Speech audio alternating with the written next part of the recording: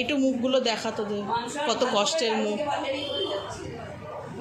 কিছু কিনছি মনে হয় ওরা বন্ধ তো সংসার কি আর করেছো? চা কিনেছি, সরি ফ্যানটা কিনেছি, তেল কিনেছি, মিষ্টি কিনেছি, গাড়ির তেল ভরেছি। আরে কিনেতেছি, টাকাটা তুই দিবি। না না, সেটা বলছি না, আমি ফ্যানটা ভেবেছি কালকে কিনেছে। এই ফ্যান হ্যাঁ, আজকে ওর বার্থডে উপলক্ষে খাওয়া। এই ডোডোকে একটা প্লেটে সাজিয়ে দিবি। চলে গেছে গো, এটা পড়ে গেছে, বয়স বেড়ে গেছে।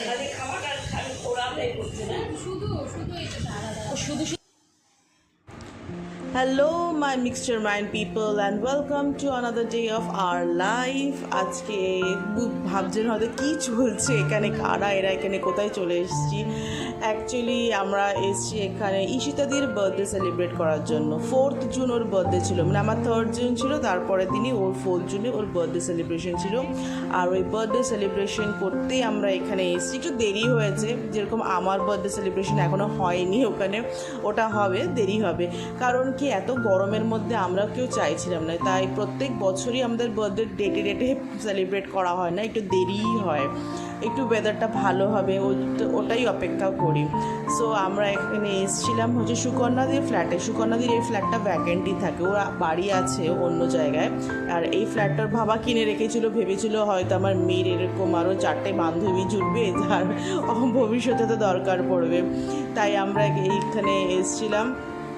আর প্রত্যেকে মানে ভীষণ এক্সাইটেড ছিলাম আজকের দিনে।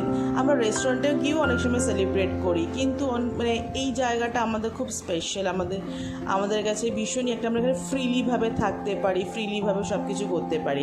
আর এই যে বয়স্ক মহিলাটা দেখছেন, এটা হচ্ছে সুকন্যাদির দিদা হন, যাকেও ভালোবেসে দোদো ডাকে, আর আমরাও সবাই ভালোবেসে দোদোই ডাকি।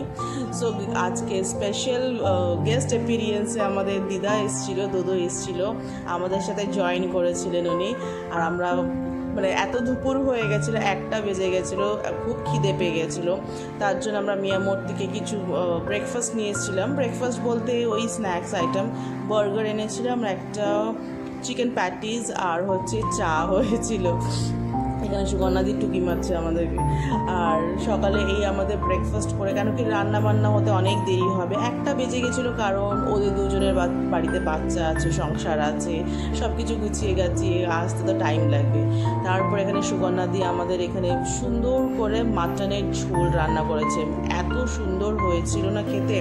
তারপরে চাটনি, রায়তা, কাঁচকলার কোফতা, লেবু, পাঁপড়, তারপরে হচ্ছে ঘাটকোল পাতা বাটা, আর লোটে মাছও ছিল যেটাকে দেখানো হয়নি, রসমালাই, মালাই ক্ষীর, মিষ্টি, প্রচুর আইটেম ছিল। ঈশিতাদি আমাদেরকে প্রত্যেকটা জিনিস ঈশিতাদি নিজেই গিয়ে করে খাইয়েছে, দারুণ হয়েছে। আর রান্নাবান্না তো আমাদের সব কিছুতে আমাদের সুকন্যাদি করে, she is an expert in cooking, দারুণ রান্না করে, মানে একটু ঝাল হয় ওর খাবার দাবার, আমার জন্য ঝাল লাগে, বাট অন্যদের জন্য লাগবে না, কিন্তু ওর হাতে খেতে খেতে এখন আমি ইউজ টু হয়ে গেছি, আমার এখন কোনো সমস্যা হয় না ঝাল খেতে।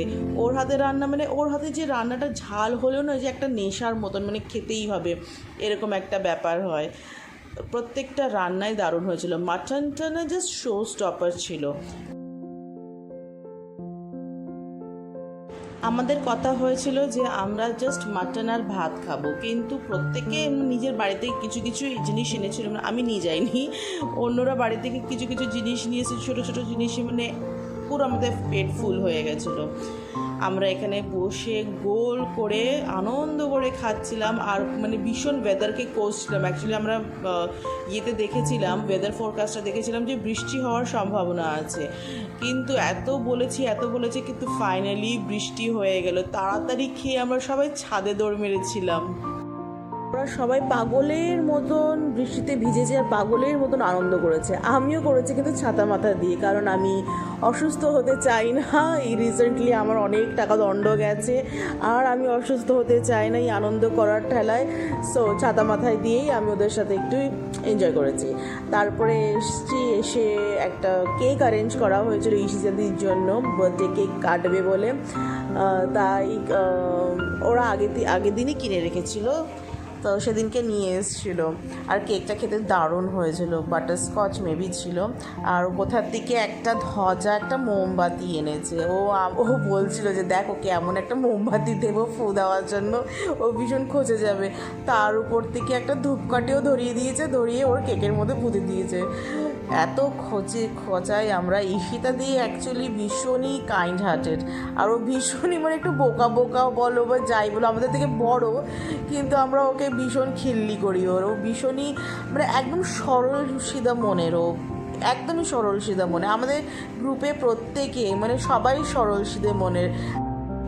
ভগবানকে জাস্ট প্রে করি আমাদের এরকম বন্ধুত্ব যেন সারা জীবন থাকে। ওই যে একটা মিমসগুলো বেরোয় না যে বয়স হয়ে গেছে তবুও তারা কি সুন্দর বন্ধু, আমরাও ওরকম চাই যে আমাদেরও একটু বয়স হয়ে গেলে তাও আমরা এরকমই বন্ধুত্ব হয়ে থাকতে চাই। আমরা পাঁচজনই এইভাবে যেন থাকি, সেটাই অনেক করি।